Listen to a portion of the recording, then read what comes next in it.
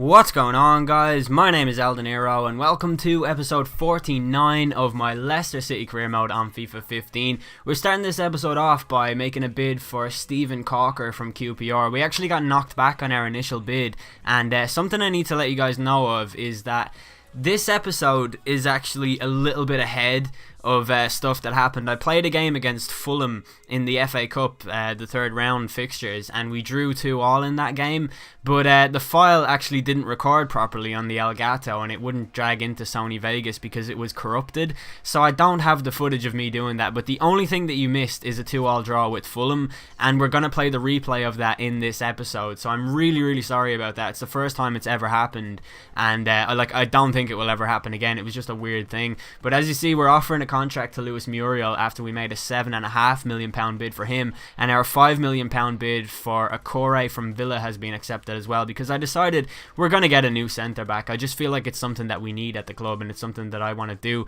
So our QPR bid for Cocker for 5.8 million was accepted, so we got to offer him a contract, but I knew that I would have to choose between Muriel and one of the defenders, and Lewis Muriel actually accepted our contract offer.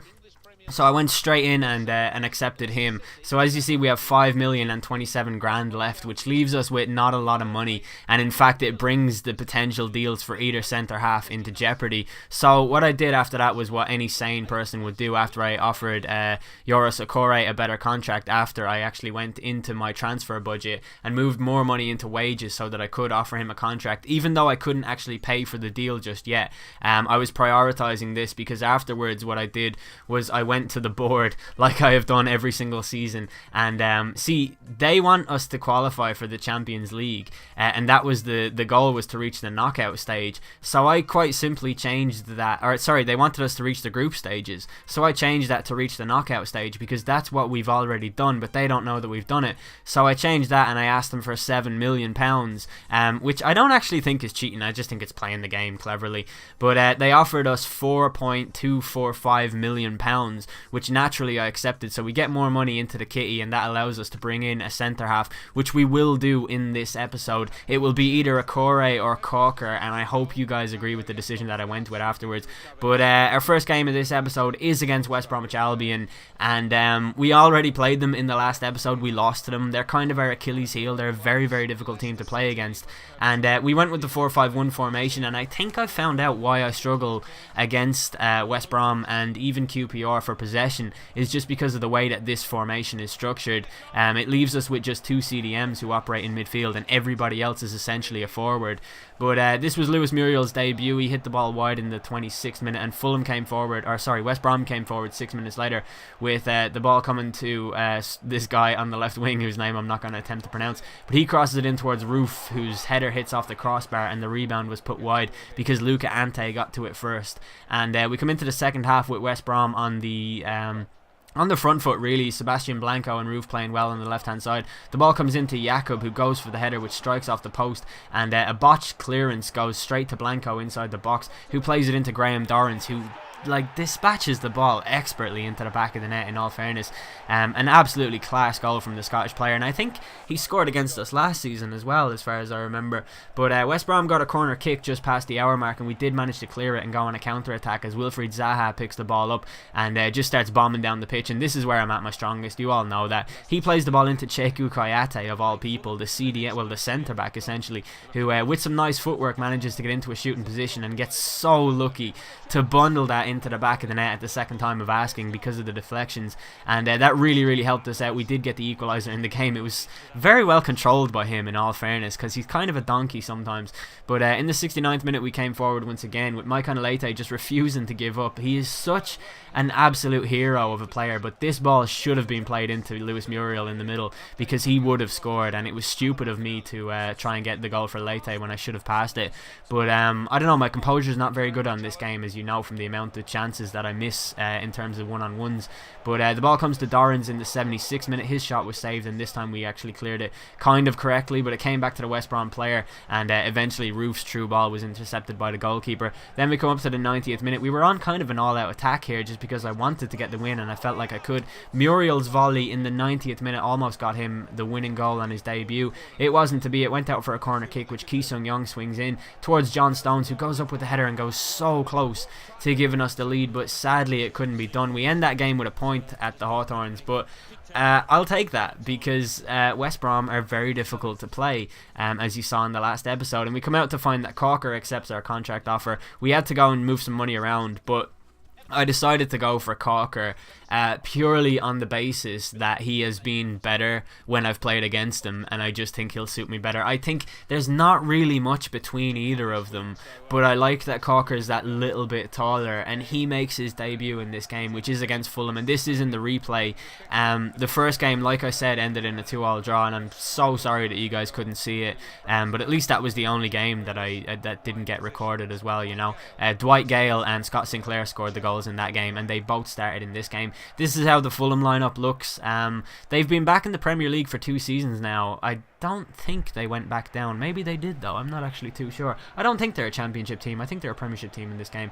But in the 8th minute, Dwight Gale, with some nice work on the right-hand side of the pitch, manages to work his way into the box. Eventually, he loses it and wins it back and hits it first time with his left foot, but the ball goes just wide of the target. And in the 16th minute, we came forward again with Gamboa playing the ball to Julian Brandt, who feeds the ball into Dwight Gale, who has a look up and goes for the strike. It forces a good save from the goalkeeper, and it goes out for a corner kick, which I think Tom Ince isn't on the pitch, so I don't know why I said him, but Gary Gardner swings it in. Scott Sinclair is there inside the 6-yard box, and he heads it into the back of the net to give us the lead in the FA Cup, which is a tournament that I've never really cared too much about, so this result would have been meaningless to me. But in the 26th minute, McCormack comes forward. He has a look up and plays it into Al Faraj, who goes back to Balzini, who finds Al Faraj with the return ball, and that's just an expert finish as well. That is an absolutely quality goal from Fulham coming forward, and it really did hit us by surprise because it was their first shot of the game. But this game has a tendency to turn teams into more aggressive units when they go a goal behind. That's what I find anyway, but I found that on FIFA 14, not as much as in this game, but I don't know, I find it really interesting that different styles mean different things in this game. Like, I know a guy who can beat Hull City anytime he plays against them, and I can never do it, and it's purely down to a difference in styles. So, I don't know, sometimes I feel like I'm very critical of this game and it's one-dimensional play, but there are definitely a whole host of different styles you can use to your advantage in the game. But in the 45th minute, Roberts works his way into the box, and eventually works his way out of the box again, but he passes it to Balzini, who gets brought down by Gary Gardner, and the referee gave a penalty for it. Now, I thought this was really harsh because I didn't actually do anything to concede a penalty. You know, I didn't press circle on the ball. He just did it, and it ended up resulting in a penalty for them. And I was disappointed because, well, obviously I'm going to be disappointed conceding goals and all of that, but I just didn't think it was a penalty, and that seems to happen a lot. But Ross McCormack steps up from the spot to try and put Fulham into the lead on the brink of half-time, and he does just that, just like Chelsea did in the game at Stamford Bridge in the last episode. This time it was the other East London team, or West London team. I don't really know my London geography that well, but Fulham take the lead, essentially, is what I was trying to say there. Then just past the hour mark, Fulham came forward again, and I found it really difficult in this game to hold possession in midfield, and I think it's what I mentioned during the West Brom game, and that is that we don't have enough players in midfield. It's just Koyate and Ki Sung-young, or in this case it's Gary Gardner and somebody else, and because of that we just couldn't hold on to the ball much more. But we come up to the 69th minute and Fulham coming through on goal once again. They're playing really well trying to break in, but the ball comes to Bakayoko, who passes it terribly to Gardner. He gives possession away. It comes to McCormack inside the box, and he finishes with that finesse shot that when you do it's a goal every time, and when the AI does it it's a ball ache because your goalkeeper doesn't save it. And this time Fulham go 2 goals in front at the King Power Stadium, and this completely just gobsmacked me. Like, I was not expecting it to be this difficult because we beat Fulham comfortably, like in the last season, I think, in both games. We played them towards the start of the season and the end of the season, and we comfortably managed to pick up wins each time. So I was really surprised that A, we drew with them in the first place, and B, that they were beating us 3-1, and we're into the final 10 minutes of the game now, and it was just all Fulham apart from when we went on all-out attack. But the ball comes into Corker in the 83rd minute, who was playing as a striker essentially, because your defender does that when you're playing on all-out attack. But In the 86th minute, the ball comes to Kingsley Coman. He chips it into Gary Gardner, who goes for kind of a half volley, but it was horribly wide. And nothing else came of that game. We end it with a horrible defeat at home against Fulham, and as a result of that, our FA Cup journey is over. And while that might be a bad thing, look at them, by the way, 59% possession and 90% pass accuracy. What are you supposed to do with that? It allows us to prioritise the Champions League now. We've got a game against Atletico Madrid, and I think the addition of the likes of Stephen Corker and Luis Muriel, we could really take the game to Atletico, and if we were to get into the quarterfinals of the Champions League in our first season in it, I think that'd be an amazing achievement. But when we come out of that game, we send Andy Watson out on loan to Sheffield United, and that's how this episode ends. So hopefully you guys enjoyed it. If you did, please do leave a like. That would be much appreciated. I've been El Dinero. Thanks for watching.